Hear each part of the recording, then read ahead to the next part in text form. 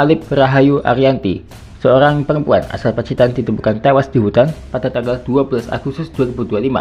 Hasil otopsi menunjukkan bahwa korban mengalami luka di leher dan di kepala, serta bekas jeratan di leher. Pelaku, suaminya Hartono, telah ditangkap dan dijerat dengan pasal 338 KUHP tentang pembunuhan. Kasus ini menyoroti masalah rumah tangga yang seringkali diwarnai kekerasan. Berikut kronologi lengkapnya dan fakta selengkapnya.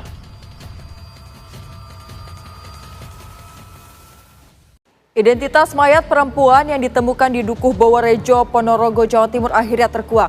Korban bernama Alip Rahayu Arianti berusia 30 tahun. 4 saksi diperiksa, termasuk suami korban, Hartono.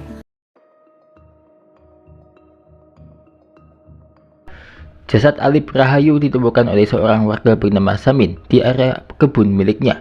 Saat ditemukan, korban dalam kondisi sedang telanjang dengan luka lebam di bagian kepala dan wajah. Sepertinya korban baru ada di situ dini hari. Saya pastikan bukan warga sekitar, ujar Samin.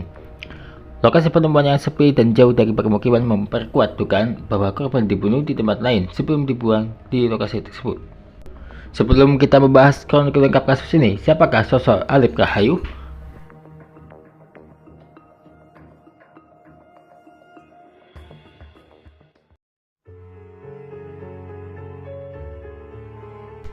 Fakta terbaru kasus yang satu ini. Berdasarkan informasi dari pihak kepolisian, terungkap sejumlah fakta mengenai latar belakang korban. Asalnya Desa Panjing, Kecamatan Bandar, Kabupaten Pacitan. Domisili terakhir Purwantoro, Kabupaten Wonogiri. Pekerjaannya adalah karyawan salon sekaligus ladies companion. Status janda dan tercatat pernah menikah sebanyak 4 kali. Korban diketahui sudah 4 bulan tidak pulang ke kampung halamannya di Pacitan. Kasat Polres Ponorogo AKP Imam Mujali menyatakan bahwa pihaknya belum bisa menyimpulkan penyebab pasti kematian Alip. Meskipun ditemukan luka lebam akibat benda tumpul, polisi masih menunggu hasil otopsi untuk memastikan apakah luka tersebut menjadi penyebab kematian.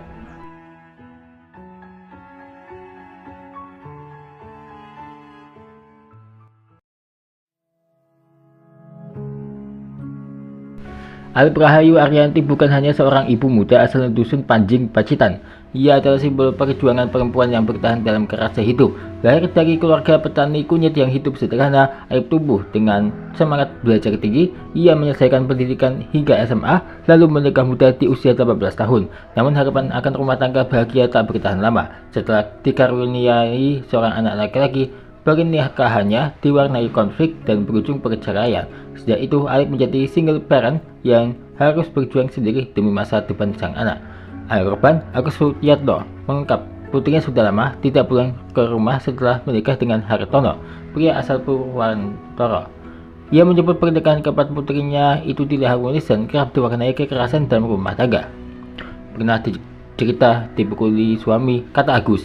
Untuk bertahan hidup, Alip bekerja serabutan. Ia menitipkan anaknya ke sang nenek di Pacitan, lalu merantau ke Wonogiri. Pagi hingga sore, ia bekerja di salon kecantikan. Malam hari menjadi ladies companion di tempat hiburan. Semua itu ia lakukan bukan untuk gaya hidup, tapi demi menyekolahkan anaknya yang kini duduk di kelas 6 SD. Meski hidupnya penuh tantangan, Alip tak pernah menyerah. Ia percaya bahwa anaknya berhak atas masa depan yang lebih baik. Dalam pesan terakhir kepada sang ayah, ia menyampaikan niat pulang ke Pacitan untuk mengantar anaknya berkemah. Tidak ada yang menyangka itu adalah kepulangannya yang terakhir.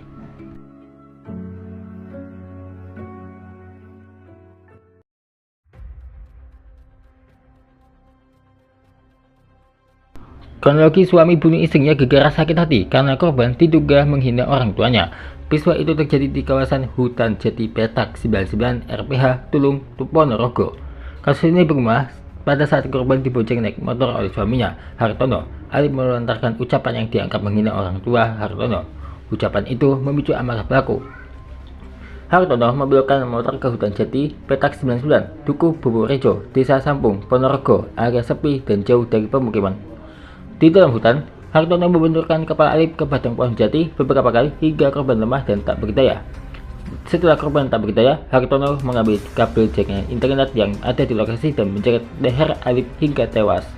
Hartono menutupi tubuh korban dengan karung, mengambil jaket dan ponsel korban, lalu meninggalkannya di hutan.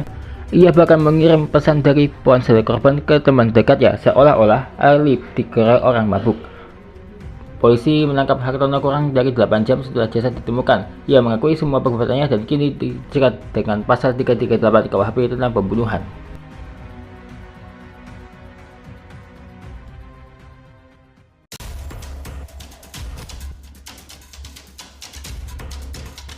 Dilansir dari IDN News, rekonstruksi kasus pembunuhan yang dilakukan Hartono warga Kecamatan Purwantoro, Kabupaten Wonogiri, Jawa Tengah, terhadap istrinya sendiri, Alif Rahayu Arianti, bikin merinding.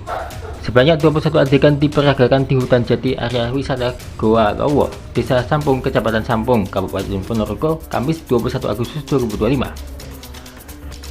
Korban yang merupakan warga Desa Bantar, Kecamatan Bantar, Kabupaten Pacitan, Jawa Timur itu ditemukan tewas di lokasi kejadian beberapa waktu lalu. Dalam rekonstruksi, tersangka menunjukkan seluruh kronologi sejak menjemput korban di persimpangan Somoroto, Kecamatan Kauman, hingga peristiwa penganiayaan yang berujung maut.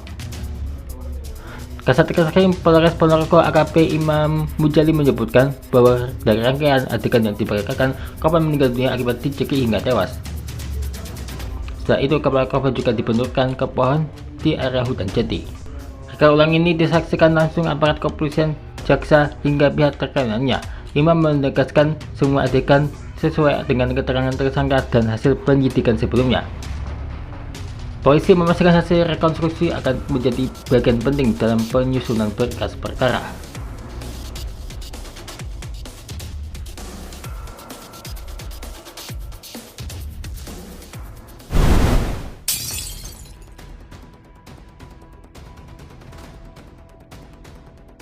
Jika tadi ada suami yang bunuh istrinya, tapi kini ada juga istri yang bunuh suami.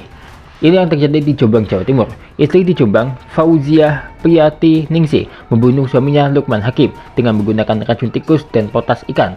Peristiwa ini terjadi di rumah kontrakan mereka di Dusun Karangtengah, Desa Johowinong, Kecamatan Mojoagung. Fauziah membeli racun dan potas sebelum memasukkannya ke dalam botol air minum yang sering diminum oleh suaminya. Setelah suaminya mengalami keracunan, Fauziah memindahkan jenazahnya ke kamar tidur dan kemudian memukulnya dengan pisau. Jenazah suaminya ditutupi dengan kasur dan selimut untuk menghindari bau busuk. Fauziah kini dijebloskan ke tahanan Polres Jombang dan dijerat dengan pasal 340 subsidiary 338 KUHP dengan ancaman hukuman 20 tahun penjara, hukuman seumur hidup, atau hukuman mati. Bagaimanakah kronologi lengkapnya? Beginilah kronologi lengkapnya.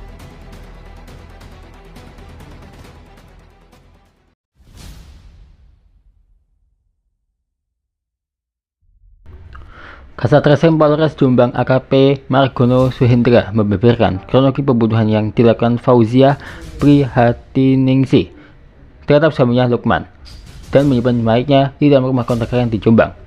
Kasus ini dilatar belakangi oleh adanya penganiayaan atau kekerasan dalam rumah tangga yang kerap dilakukan oleh korban terhadap tersangka. Ujarnya Kamis 26 Juni 2025. Margono menjelaskan dari cerita tersangka, ia sudah mengalami kekerasan oleh sang suami sejak adanya keretakan rumah tangganya pada tahun 2014 lalu. Korban sering melakukan kekerasan terhadap pelaku. Dari keterangan pelaku, dia sudah sangat sabar melayani korban, tapi selalu saja menerima kekerasan dalam rumah tangga. Sehingga pada saat itu, 11 Mei 2025, yang mana pelaku membeli racun tikus sekaligus potas di toko pertanian. Margono mengungkapkan tidak betah dengan kekerasan yang selalu diterimanya. Tersangka pun mulai merencanakan untuk meracuni korban dengan potas yang dibelinya.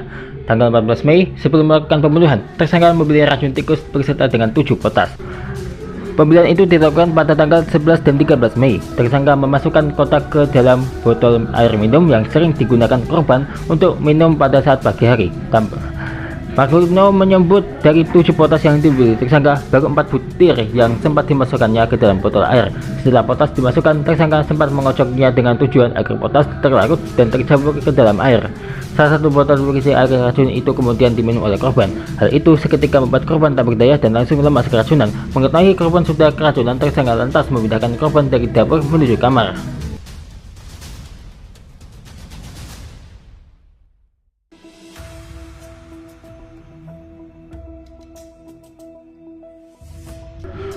Tersangka sempat meminta bantuan salah seorang saksi untuk memindahkan korban ke kamar. Saat ditanya oleh saksi, tersangka sempat menanyakan jika korban tengah mabuk berat. Setelah itu, sisa botol lainnya yang berisi racun dibuang dan dibakar oleh tersangka untuk menghilangkan jejak.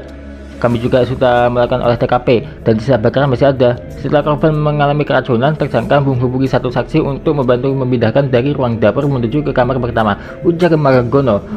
Usai dipindahkan, korban-korbannya masih dalam hidup. Tersangka lalu memutuskan untuk mengeksekusi korban lagi dengan cara ditusuk benda tajam dan dipukul dengan kayu balok tepat pada kepala bagian belakang dan wajahnya.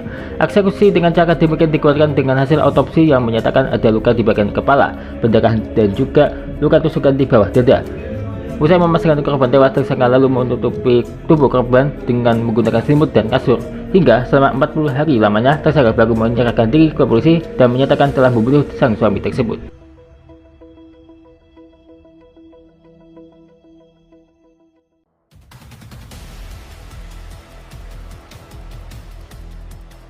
Ya, ia pun puas membunuh Fauzia berburu tikus untuk mengelabui bau busuk di rumah kontrakannya. Pelaku tinggal di kontrakan selama seminggu guna memastikan bau menyengat tidak tercium. Setelah itu, ia pergi dan tinggal di rumah saudaranya, tetapi sering bolak-balik ke rumah kontrakan. Fauzia kini dijebloskan ke tahanan Polres Jombang dan dijerat pasal 340 subsidiar 338 KUHP dengan ancaman hukuman 20 tahun penjara, hukuman seumur hidup, atau hukuman mati. Semoga dari kasus ini menjadi pelajaran ya.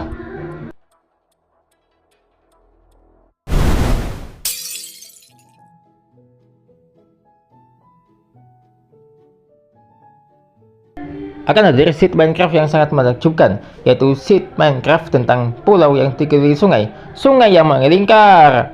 Pulau yang dikelilingi sungai yang satu ini sangat menakjubkan pemandangannya, apalagi cocok untuk kalian ya Minecraft hardcore lah ya Minecraft hardcore.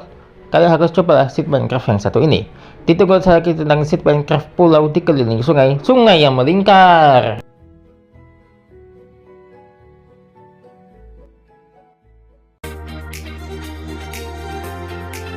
Terima kasih ya telah menonton. Saksikan terus Showki Official setiap harinya ya.